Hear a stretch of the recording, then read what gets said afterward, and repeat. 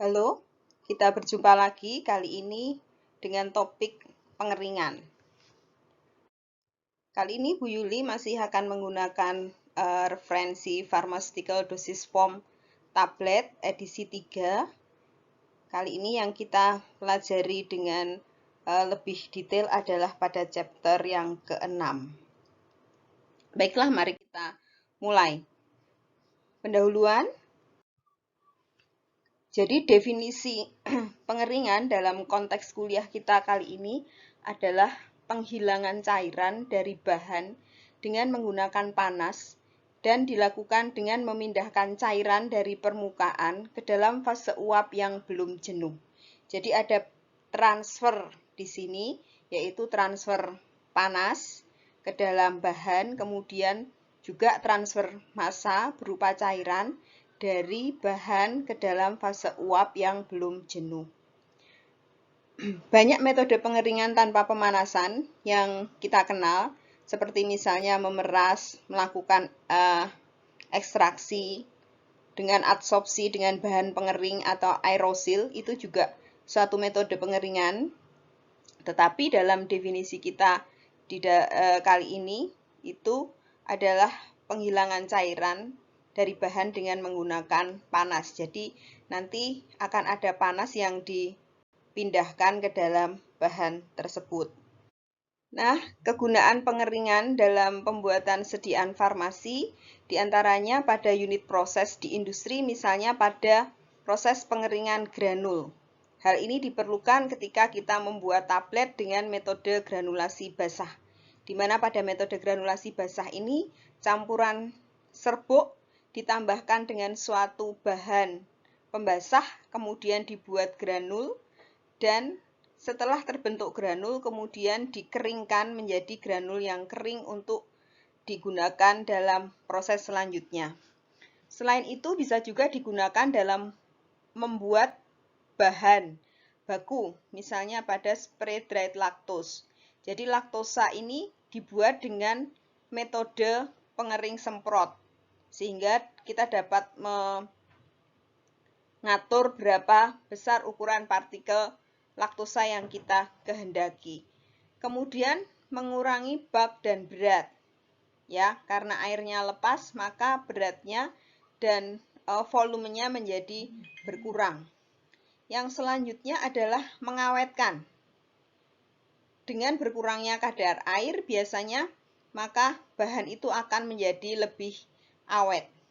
Kemudian yang terakhir adalah memudahkan penghalusan. Itulah kegunaan pengeringan di dalam proses di industri farmasi. Ada beberapa definisi yang harus kita ketahui dalam pengeringan ini. Yang pertama, kandungan lembab solid basah. Kandungan lembab solid basah diekspresikan sebagai kilogram lembab yang dihubungkan dengan solid bebas lembab. Jadi di sini misalnya kandungan lembab 0,4, artinya ada 0,4 kg air yang dipindahkan dari 1 kg solid bebas lembab setelah pengeringan sempurna. Kadang dihitung sebagai persen kandungan lembab. Jadi 0,4 kg itu air yang dipindahkan dari 1 kg solid bebas lembab. Ya, solidnya dihitung setelah dikeringkan. Jadi sudah dikurangi dengan air yang terkandung, sudah tidak ada air yang terkandung. Berbeda dengan kandungan lembab total, adalah jumlah total liquid yang dihubungkan dengan kandungan solid basah.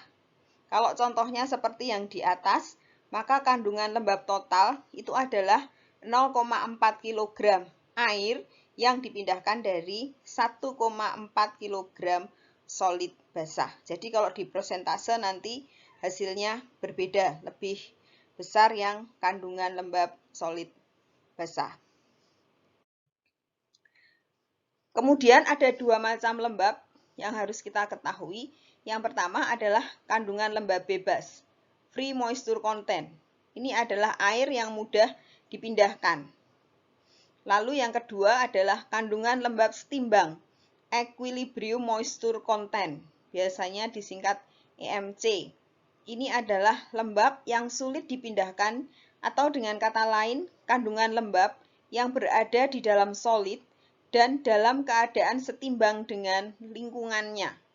Jadi sudah setimbang dengan lingkungannya, dia tidak bisa melepaskan lembabnya lagi ke lingkungan. Nanti proses pengeringan lebih banyak berhubungan dengan EMC ini, ya, kandungan lembab setimbang ini. Air yang mudah dipindahkan sering disebut sebagai air bebas, atau biasanya disebut sebagai unbound water. Dapat dipindahkan dengan proses penguapan biasa. Jadi air bebas ini bisa dipindahkan dengan proses penguapan biasa. Tidak usah menggunakan proses-proses atau energi tambahan, tapi diuapkan dengan proses penguapan biasa. Tidak semua lembab dapat dipindahkan dari massa solid karena adanya kesetimbangan lembab dengan udara. Nilai kandungan lembab setimbang berubah dengan perubahan temperatur, kelembaban, dan sifat alami solid. Jadi biasanya kalau dengan kelembaban, semakin rendah RH suatu ruangan, maka yang terkandung di dalam lembab yang terkandung di dalam suatu bahan juga semakin rendah. Air terikat adalah air yang terperangkap di dalam struktur solid dan menyebabkannya tidak mudah menguap. Jadi termasuk ini adalah bahan-bahan yang hidrat, monohidrat, dihidrat, trihidrat, dan seterusnya. Itu airnya adalah air terikat yang terperangkap dalam struktur solid. Air terikat atau bound water ini lebih sulit dipindah dibanding dengan air bebas atau unbound water. Di sini pengertian kelembaban relatif atau RH, relative humidity. Udara pada temperatur tertentu mempunyai kemampuan mengambil uap air sampai jenuh, 100%, ya. Jadi di udara ini ada kemampuan dari udara untuk mengambil uap air itu sampai jenuh. Itu dikatakan 100% RH. Nah, kalau sudah jenuh, maka biasanya nanti uap air ini akan mengembun atau akan berubah menjadi cairan. Kalau di udara biasanya itu kemudian berubah menjadi hujan, itu artinya kelembaban uap air di udara itu sudah lewat jenuh sehingga dia berubah menjadi hujan. RH didefinisikan sebagai tekanan uap dari uap air di udara dibagi dengan tekanan uap dari uap air di udara jenuh pada suhu yang sama dikalikan 100. Jadi RH itu adalah tekanan uap dari uap air di udara dibagi tekanan uap dari uap air di udara pada kondisi jenuh pada suhu yang sama dikalikan 100. Itu adalah RH. Nah, definisi di atas hampir sama dengan persen kejenuhan. Itu massa uap per kilogram udara kering dibagi dengan massa uap yang dibutuhkan untuk menjenuhkan 1 kilogram udara pada suhu yang sama dikali 100. Itu persen kejenuhan. Dari dua rumus di atas terlihat bahwa RH tergantung pada jumlah lembab di udara dan pada temperatur. Jadi temperatur ini juga mempengaruhi jumlah lembab yang ada di udara. Harus dicatat pada pengeringan konvektif, di mana udara hangat dilewatkan di atas permukaan solid basah, RH mungkin naik selama proses sebagai hasil dari pengambilan uap air yang teruapkan dari solid basah atau pendinginan udara karena panas ditransfer ke solid basah. Ya, jadi pengeringan konvektif itu pengeringan di mana panas itu mengalir. Jadi kalau contoh paling gampang itu kalau kita pakai hair dryer itu termasuk pengeringan konvektif. Ya, lewat aliran. Nah, ketika proses pengeringan udara panas dilewatkan di permukaan bahan yang dikeringkan, ya, maka RH di dalam ruangan pengering itu, misalnya oven, itu mungkin akan naik. Kenapa naik? Karena solid basah itu melepaskan uap air, ya. Dia menguap karena panas yang ada, ya. Nah, kemudian ketika uap ini sudah sampai jenuhnya, maka kemungkinan karena adanya uap ini kemudian terjadi pendinginan udara di dalam oven tersebut. Ya. Jadi panasnya yang dari udara ini ditransfer ke solid, lalu dari solid ini akan menguapkan air yang itu kemudian menyebabkan pendinginan udara. Jika terjadi pendinginan berlebih, maka udara akan mencapai nilai yang disebut sebagai titik embun, di mana uap akan mengembun. Dan tentunya pada saat titik embun ini, kandungan solidnya sudah lewat jenuh, sehingga dia mengembun. Hubungan antara kandungan lembab setimbang dengan RH, ya. Transfer lembab dari solid akan berhenti jika mencapai kesetimbangan dengan RH lingkungan. Semakin rendah RH lingkungan, semakin banyak lembab bisa diuapkan dari solid. Ya, jadi semakin rendah RH lingkungan, lembab yang terkandung dari solid semakin sedikit. Ya. Jadi misalnya ini ya, ini yang senyawa 2, bahan yang kedua, ya. Ini ada relative humidity di sumbu X, moisture content di sumbu Y. Nah, pada senyawa 2 ini pada RH 70, ya, di sini RH 70, dia mengandung 14% moisture content, ya. Kandungan lembab solid basahnya dia 14 ya, persen dry basis di sini. Berbeda dengan bahan pertama. Bahan pertama lebih tinggi pada 70%. Ini dia kandungan lembabnya 26. Ya, tetapi di sini ya, pernyataannya semakin rendah RH lingkungan, semakin banyak lembab yang bisa diuapkan. Nah, ini kalau dilihat semakin rendah RH, kalau tadi yang dari bahan 2 pada RH 70 dia mempunyai persen lembab 14. Pada RH 50 dia mempunyai persen lembab 10. Pada RH 30 dia mempunyai persen lembab sekitar 7. Ya. Sehingga semakin rendah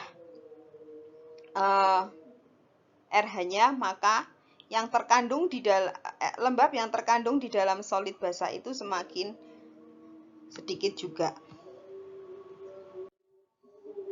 Hilangnya air dari solid basah. Air bebas mudah hilang dengan penguapan sampai kandungan lembab setimbang tercapai. Ya, jadi kalau kandungan lembab setimbang tercapai, ya, di situ sudah selesai prosesnya. Setelah EMC, penambahan waktu pengeringan tidak akan menurunkan lembab. Jadi, air bebas ini hilang sampai kandungan lembab setimbang tercapai. Setelah itu ya sudah tidak akan ada lagi lembab yang berpindah. Untuk menurunkan lembab dari solid adalah dengan menurunkan RH. Ini ketika EMC sudah tercapai. Seperti pada gambar di sini. Ya, pada persen RH tertentu. Gitu. Di sini nomor 2 di sini adalah EMC. Pada suatu temperatur atau suhu dan RH tertentu. Ya. Setelah mencapai EMC ini, ya, itu sudah selesai. Ya, waktunya diteruskan lagi tidak akan menambah jumlah lembab yang keluar dari solid ya. Kemudian gambar di sini adalah gambar hubungan antara EMC dengan RH.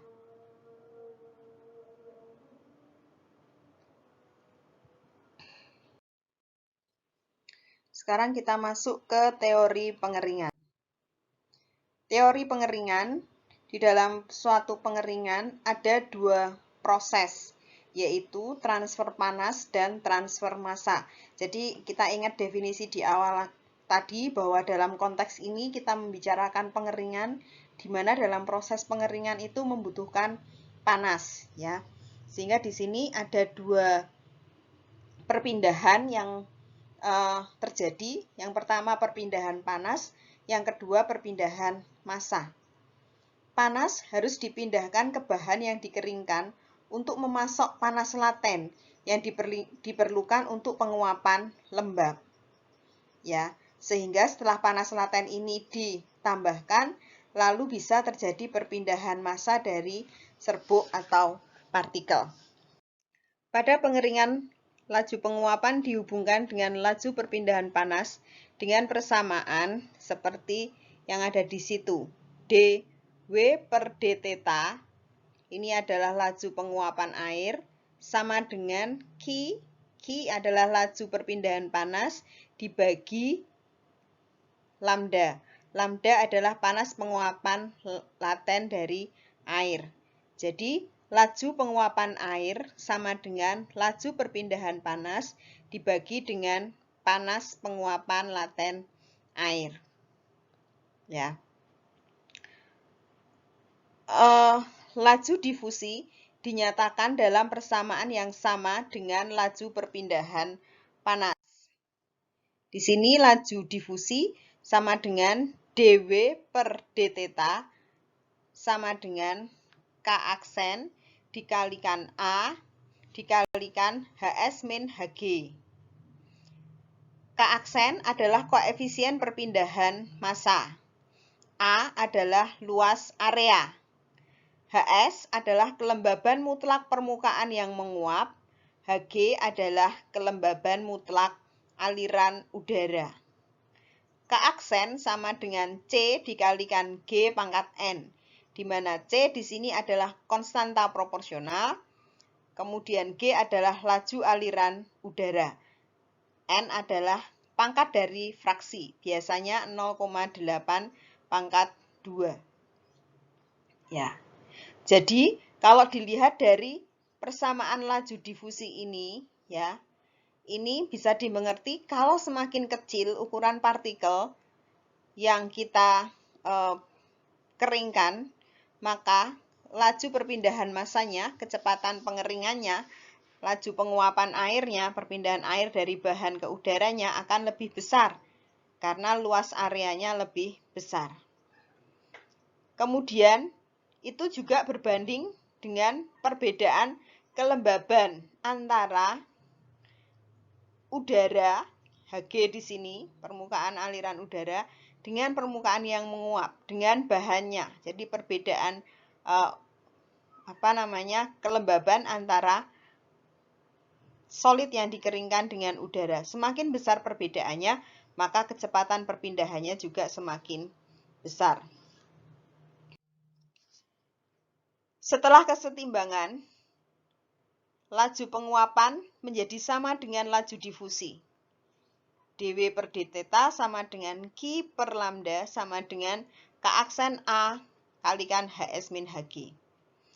Laju perpindahan panas bisa secara konveksi, QC, radiasi, QR, dan konduksi, QK. dW per d theta sama dengan QC plus QR plus QK dibagi lambda sama dengan K aksen A kali HS min HG. Ya. QC ini perpindahan panas secara konveksi, QR ini perpindahan panas secara radiasi, QK ini adalah perpindahan panas secara konduksi. Konveksi adalah perpindahan panas dari satu titik ke titik lain melalui aliran seperti yang tadi sudah pernah disampaikan Bu Yuli di awal tadi, contoh dari perpindahan panas konveksi ini kalau kita menggunakan hair dryer, disemburkan udara panas, itu konveksi karena perpindahan panasnya dari satu titik ke titik yang lain melalui suatu aliran. Sementara yang disebut konduksi adalah perpindahan panas dari satu bagian ke bagian lain dari partikel yang sama atau dengan partikel lain melalui kontak langsung. Nah, ini misalnya contohnya mendidihkan air di atas kompor. Itu adalah panasnya konduksi. Panasnya berpindah dari pancinya ke air yang dipanaskan. Itu contoh konduksi. Radiasi adalah perpindahan energi panas menggunakan gelombang elektromagnetik. Ya, jadi ini yang berpindah adalah gelombang melalui gelombang elektromagnetiknya. Kita masuk ke bahasan selanjutnya, yaitu pengeringan zat padat. Ada dua istilah di sini, yaitu susut pada saat pengeringan, kita kenal sebagai LOD, loss on drying. Itu suatu penyataan bahwa kelembaban berdasarkan berat basahnya. Yaitu kalau di definisi yang awal-awal tadi ini adalah kelembaban total gitu ya. Suatu pernyataan kelembaban berdasarkan berat basahnya, berat mula-mula. Sedangkan kandungan lembab, MC, moisture content, itu suatu pernyataan kelembaban berdasarkan berat keringnya. Kalau ini kandungan lembab solid basah tadi, sama dengan itu. Ya. Sehingga kalau dibuat dalam bentuk rumus, persen LOD itu sama dengan berat air dalam sampel dibagi berat seluruh sampel basah. Ini berat mula-mula dikali 100, itulah persen LOD. Sedangkan persen MC itu adalah berat air dalam sampel dibagi berat sampel kering.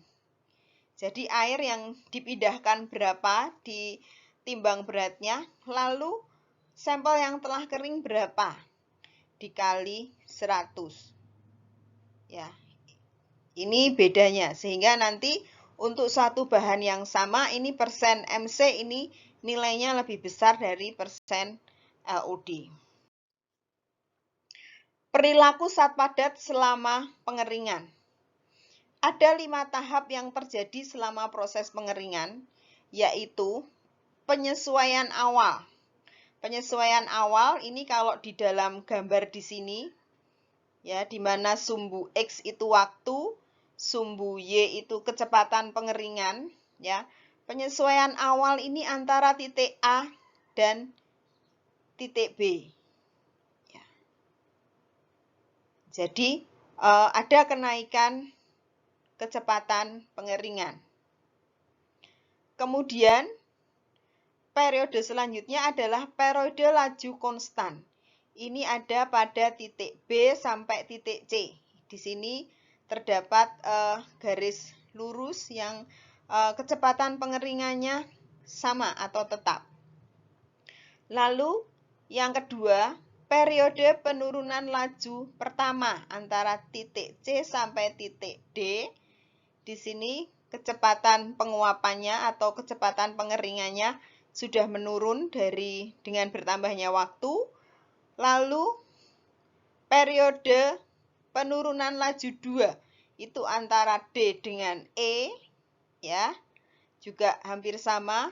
Nah, di sini ada juga literatur yang menuliskan periode penurunan laju 1 dan 2 ini hanya sebagai periode penurunan laju saja. Jadi kalau di literatur yang lain dibaginya nanti 4, tidak 5. Kemudian yang terakhir, kandungan lembab setimbang. Ini adalah titik E sampai dan seterusnya di sini. Ya, tidak terbatas di situ. Itu adalah kandungan lembab setimbang. Kita lihat satu persatu. Pada penyesuaian laju, zat padat basah yang diletakkan pada oven akan menyerap panas sehingga suhu naik. Saat yang sama, lembab mulai menguap sehingga mendinginkan zat padat. Periode ini selesai pada titik B, yaitu saat laju pemanasan sama dengan laju pendinginan, sehingga suhu stabil. Kemudian masuk ke periode laju konstan antara titik B dan C. Temperatur di sini stabil dan tetap konstan karena lapisan tipis lembab yang tertinggal di permukaan solid ya, itu selalu ada. Ya. Antara B dan C, lembab yang menguap diganti lembab yang berdifusi. Ya, sehingga selalu ada lapisan tipis lembab di permukaan solid. Yang ini ketika di permukaan solid itu ada yang menguap, selalu bisa dengan cepat diganti oleh lembab yang berasal dari dalam solid. Pada tahap ini kecepatan difusi sama dengan kecepatan evaporasi.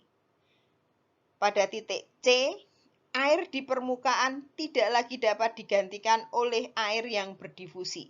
Jadi pada titik C, ya, itu kecepatan difusi dan kecepatan evaporasinya di sini mulai tidak berimbang lagi. Lalu dari titik C dan titik D ini masuk periode penurunan laju pertama, di mana pada dua titik ini laju evaporasi atau penguapan itu lebih besar dari laju difusi. Evaporasi itu adalah berpindahnya air dari permukaan solid basah ke udara. Laju difusi itu perpindahan air dari dalam solid ke permukaan solid. Ya, karena evaporasinya lebih besar dari difusinya, maka mulai timbul bintik-bintik kering di permukaan zat padat.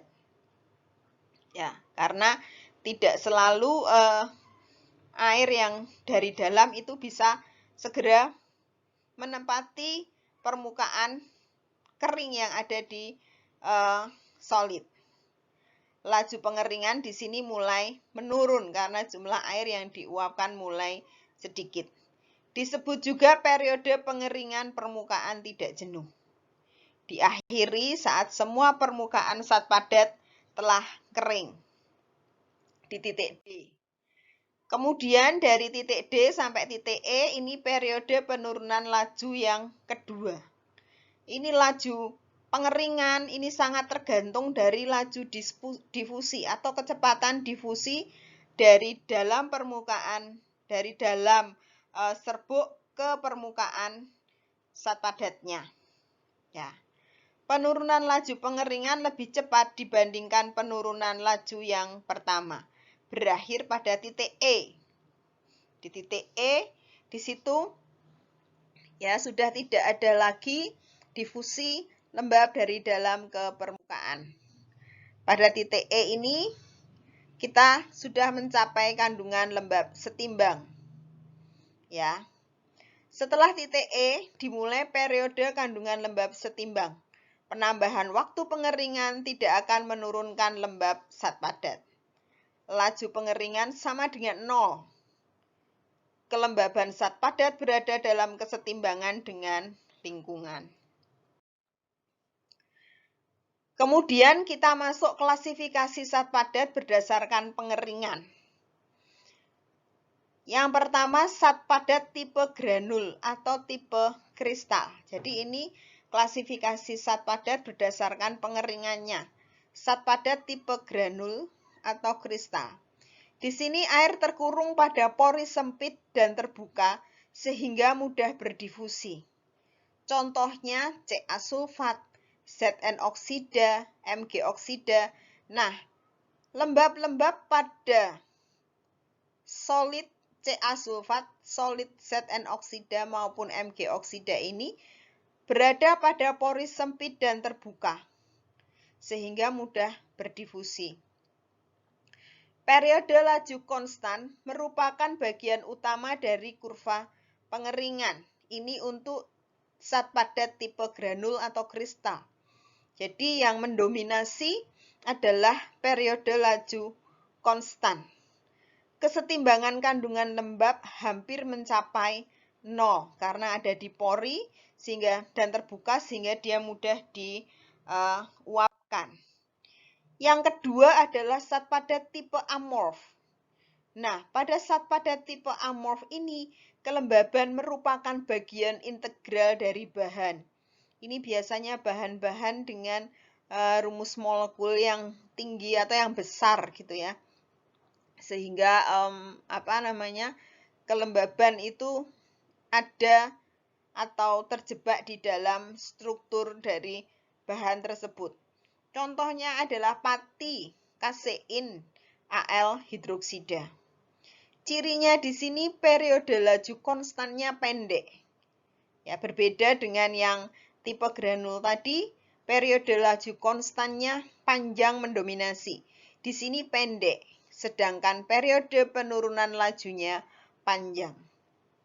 Kesetimbangan kandungan lembab masih tinggi. Ini zat padat tipe amorf. Kemudian yang berikutnya adalah pertimbangan memilih dryer atau alat pengering. Nanti pelajaran mengenai alat pengering teman-teman bisa lebih mandiri dengan tugas. Tetapi di sini Bu Yuli akan memberikan dasar, yaitu bagaimana pertimbangan memilih dryer atau alat pengering. Beberapa hal yang harus dipertimbangkan saat memilih cara pengeringan, yaitu sensitivitas panas bahan. Bahan kita sensitif enggak terhadap panas? Ya. Bahan kita itu nanti mudah rusak atau tidak oleh panas. Kalau misalnya mudah rusak, berarti kita harus mempertimbangkan benar sampai seberapa panas bahan ini tidak rusak. Karakteristik fisika bahan. Bagaimana karakteristik sifat dari bahan ini? Mudah meleleh misalnya, ya. Atau seperti apa? Kemudian kebutuhan menjadi steril. Apakah selain pemanasan, kita juga membutuhkan bahwa apa yang kita keringkan, kita panaskan ini juga harus steril. Ya. Kalau iya, maka kita memerlukan alat yang tertentu khusus sehingga sterilitas dari bahan itu juga terjaga. Misalnya ketika ada aliran udara harus lewat penyaring dulu sehingga bakteri, mikroorganisme itu tidak bisa masuk. Udara yang masuk udara steril. Sifat liquid yang dipindahkan. Titik didihnya berapa? Ya. Panas latennya berapa? Ini yang harus diperhatikan. Kemudian skala operasinya, apakah akan dalam skala yang kecil atau skala yang besar? Ya, nanti beberapa untuk yang teknik pengeringan skalanya ada yang berbeda begitu, ada yang bisa sangat besar, ada yang terbatas. Lalu yang terakhir ketersediaan sumber panasnya. Ya, ini harus menjadi pertimbangan ketika kita memilih cara pengeringan. Beberapa prinsip umum supaya pengeringan menjadi efektif. Yang pertama, luas permukaan area besar untuk pemindahan panas. Ya, ada transfer panas, ada transfer massa. Jadi kalau luas areanya semakin besar, kontaknya semakin besar ya antara solid yang kita keringkan dengan sumber panasnya, maka itu akan semakin efektif. Perpindahan panas efisien per unit area. Ini mensuplai panas laten penguapan atau panas laten sublimasi pada freeze drying. Ya, kalau yang umum itu panas laten penguapan, menguap dari cair ke uap. Ya, tapi ada satu pengering freeze drying, ini pengering beku, ini sublimasi. Jadi dari beku kemudian langsung berubah menjadi uap, tidak lewat fase cair. Perpindahan massa yang efisien dari air yang menguap. Ya. Jadi ada efisiensi di perpindahan panas, juga ada efisiensi di perpindahan massa. Lalu perpindahan uap yang efisien. Ya, misalnya supaya mengefisienkan apa? Supaya RH-nya tetap rendah di situ dengan ditambah vakum misalnya seperti itu. Ya. Kemudian berikutnya kita sampai ke migrasi. Ya, bahasan tentang migrasi yaitu suatu fenomena yang muncul selama pengeringan. Migrasi ini terjadi akibat dari perpindahan cairan pada partikel basah. Air berpindah ke permukaan solid membawa bahan-bahan terlarut. Obat yang terlarut pada pengeringan konvektif akan berpindah ke permukaan. Ya, jadi obat-obat yang larut pada air biasanya dia ketika dilakukan pengeringan konvektif, obat ini akan ikut perpindahan air ke permukaan, ya, dan ketika air menguap maka dia akan berada di permukaan. Migrasi ini ada dua macam, migrasi intergranular, ya, ini bila solut atau bahan yang terlarut itu pindah dari satu granul ke granul yang lain, satu partikel ke partikel yang lain. Ini disebut migrasi intergranular. Dapat menyebabkan ketidakseragaman zat aktif. Terjadi pada tray drying. Tray drying itu pengering rak. Oven itu tray drying. Jadi pada pengeringan dengan oven bisa terjadi migrasi intergranular. Kalau obat itu sebagai zat yang terlarut di dalam air, maka ketika kita menumpukkan granul dengan ketebalan setengah senti misalnya, maka pada akhir pengeringan yang ada di bagian dasar paling bawah, ini kandungan obatnya itu akan lebih sedikit dibanding yang ada di permukaan paling atas granul. Kalau terjadi migrasi intergranular dengan obat sebagai bahan terlarutnya. Kalau bahan terlarutnya itu pewarna, maka yang di sebelah atas itu warnanya akan lebih pekat dibandingkan yang ada di dasar tray. Kemudian yang kedua adalah migrasi intragranular, yaitu perpindahan solut ke pinggir tiap granul. Jadi ini hanya di satu granul gitu ya, dari dalam ke luar. Ini pada fluidis bed drying. Jadi pada pengeringan dengan fluidis bed.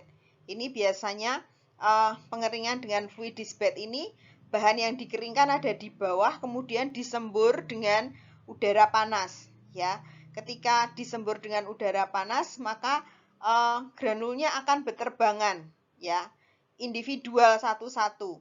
Sehingga kalau terjadi migrasi hanya pada dari dalam keluar. Nah, kelemahannya adalah ketika disembur, maka granul ini bisa bertumbukan antara satu granul dengan granul yang lain. Sehingga pada bagian yang paling pinggir itu bisa terkikis. Nah, kalau yang larut ini adalah obatnya, maka ketika dia terjadi migrasi intragranular, obat ini akan ada di permukaan granul. Ketika dia bertumbukan dengan granul yang lain dan terkikis, maka yang terkikis adalah obatnya. Nah, yang terkikis ini nanti akan dalam pengeringan fluidis bed ini akan dianggap sebagai debu yang dibuang.